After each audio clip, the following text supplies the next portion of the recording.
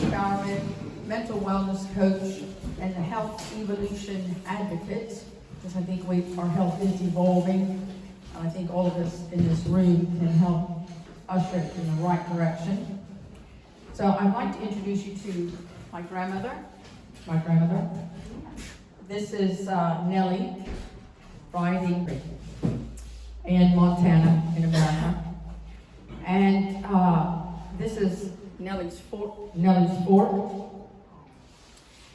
And this is my campaign for 2026 is what's on the end of your fork. It initiates some really interesting conversations that sort of need to be had. So I was sort of reflecting on my grandmother's fork and what I learned from her. And she had a pretty remarkable life. She owned 2 newspapers in America, way back, like in the 20s.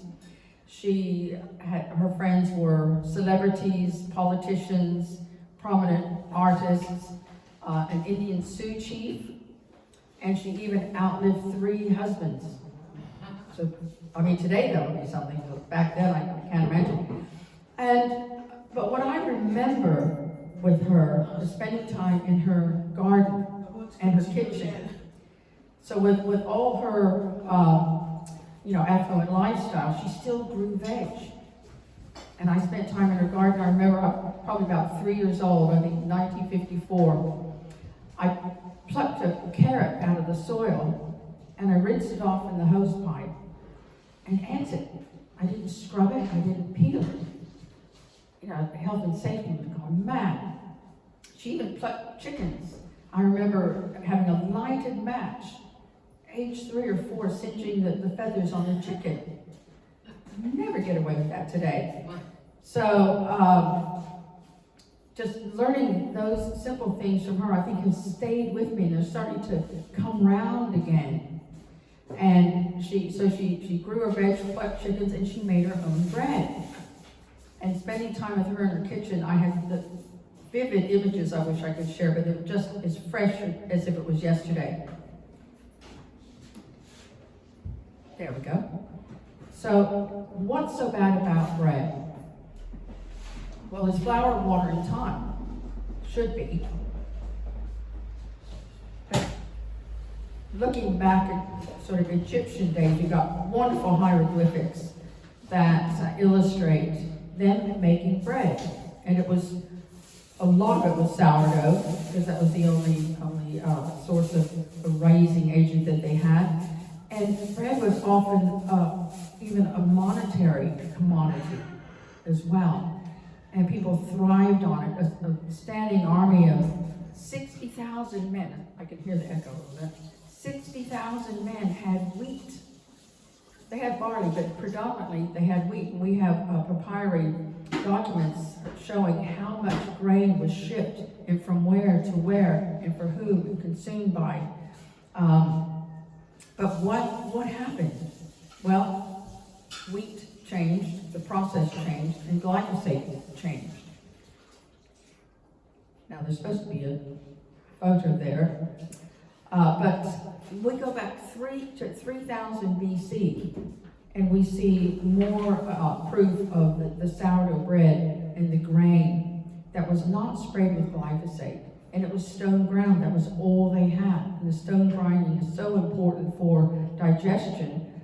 So then you usher in the Industrial Revolution, sort of in between that time, well, more toward today, but still, they learned to roller mill because stone grinding was too slow. Time is money. So they roller milled. Now they could fractionate the wheat. They could separate it. They could sell the naturally occurring omega oils to the pharmaceutical and cosmetic industries, telling us they were extracting the oils to give a longer shelf life of bread. Of course, they were getting more money from the pharmaceutical and cosmetic industries than from selling us a loaf of bread. So that left us with white bread. White bread was born. They even sliced it for us. So the convenience was their marketing tool. And then more recently, in the last 50 years, is glyphosate. Now, my grandmother was born in 1881. She never knew glyphosate. When, even with her affluence, she still had weeds. But guess what we did? Pulled them up. And so I was born in 1951, so glyphosate wasn't around for the first 25 years of my life. But now, so many people are eating food, with who knows. But now this is a bit boring, but please take a photo of it if you want, because you might want to reflect on it a little bit later. So glyphosate is manufactured by Monsanto. It's called Roundup, but it's glyphosate is the active destructive ingredient in it. So it's sprayed on wheat. I'm just focusing on wheat. It's sprayed on most of other crops, but it gets sprayed as a weed killer initially during the planting season. Like with any liquid, it penetrates the soil and it gets drawn up through the roots. How many times the wheat gets sprayed depends on the individual farmer, but we know it at least gets sprayed twice. So it gets sprayed as a desiccant at the end of the growing season to dry it out, so they can program the harvesting. It doesn't wash off, rain off, it doesn't dissipate.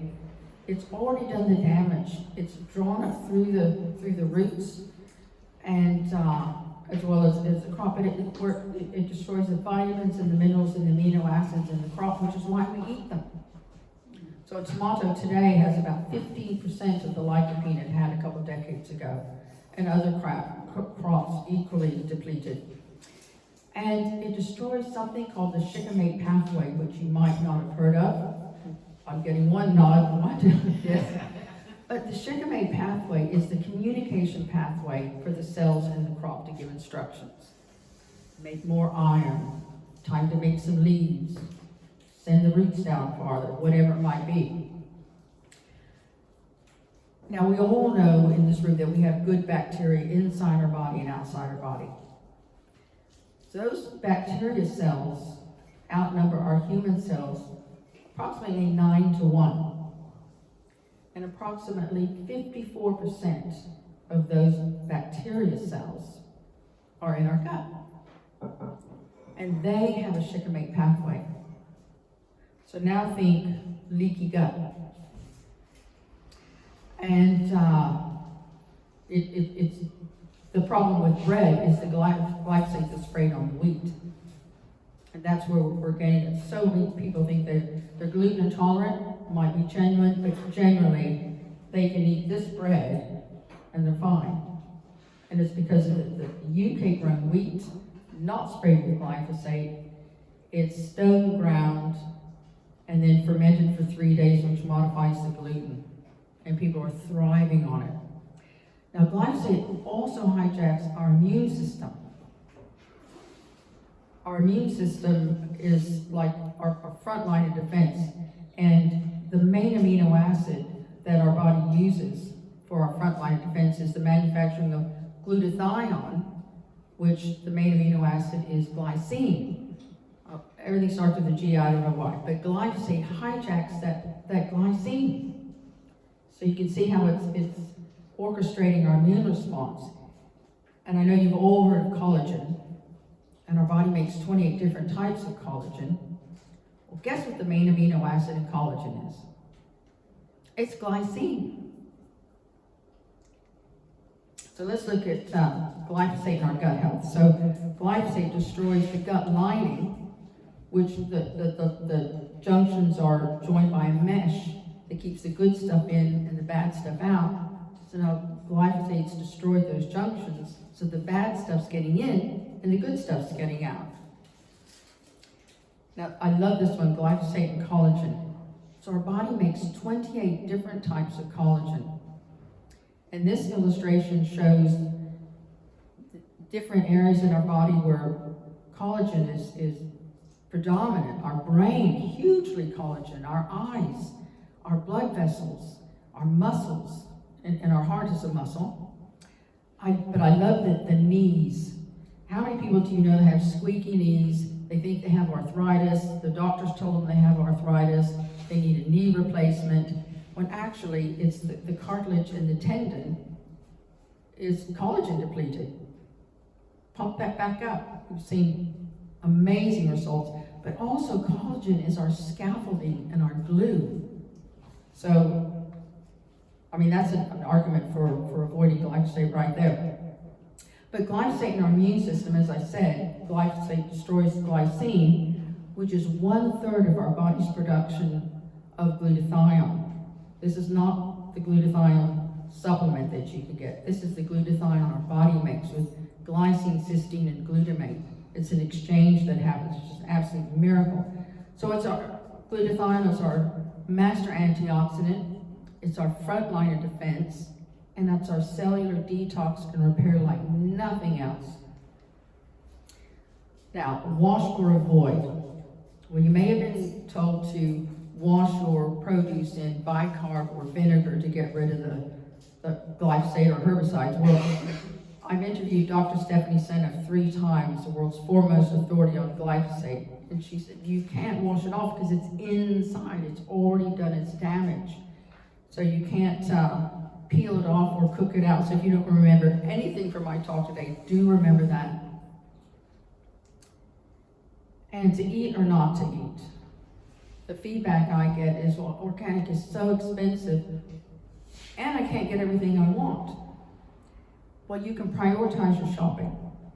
So like lentils, great source of fiber, protein, and they're so teeny tiny, so they get doused with glyphosate. So you might as well drink it. But the cheapest chips to buy organic versions. And chickpeas, lovely chickpeas, we have them, lovely chickpeas today, they get inundated with glyphosate. So make sure you get organic ones. And I think Tesco and Sainsbury's have wonderful organic hummus options too. And then fruit and berries. We don't like insect nibble bites out of our lovely fruits and berries. So it gets more than just glyphosate. Grow your own. I either grow my own or I don't eat them because you can't usually find organic versions easily. And rapeseed. When's the last time you saw a bee in a rapeseed field? And rapeseed is in everything. I was looking at olives the other day. And they were, why do you put rapeseed oil in olives? Yeah, just about sweet potatoes, sweet peppers, and apples get no fewer than 26 different pesticides now. A couple of years ago it was 15. It's going in the wrong direction. But the good news is we can join our ancestors to make sourdough bread. And it is literally change your bread, change your life. And I had some samples back there. Some of you helped me eat them. Not just the bread, sourdough cake. Sourdough cake, it is so good. Sourdough crackers, eat all you want. And you have not had a crumpet till you've had a sourdough crumpet. I mean, it's just so good. There's so many things you can make with the sourdough basis as the start. And there's more good news. So I put together this ebook. It's a download, Food the Way It Was. Chapters on foraging, fermenting, sourdough, more than just the bread. Pesticides, so versus organic. Some safe gardening alternatives to glyphosate. Hydration, proper hydration, and loads of recipes. 46 pages of information, loads of time-saving, nutrient-dense recipes. If you're eating nutrient-dense, you eat less, and you feel better. So you save time and you save money. You can scan the QR code there. It's £7 for the download. It'll go right straight to you. Or grab one of my cards and email me for the link. And I have a sign-up sheet here for Michael's break classes. I'm not watching the time, Trevor, am I all right? I don't even know when I started. We're a little bit late, aren't we? Probably just after 4:04. So Michael's bread class is phenomenal. He was diagnosed celiac as a child, nearly died as a teenager from celiac disease. He's 79 now, and he's teaching these classes. So if he can eat this bread, most anybody else can. So we had a class here a couple weeks ago. We're gonna have another one. We've got a sign-up sheet if you're interested. It doesn't commit you, but it's limited to 10.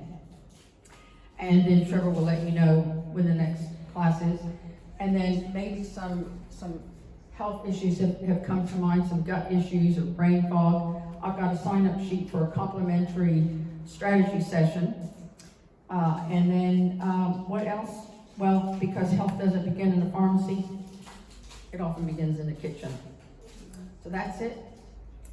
Thank you very much.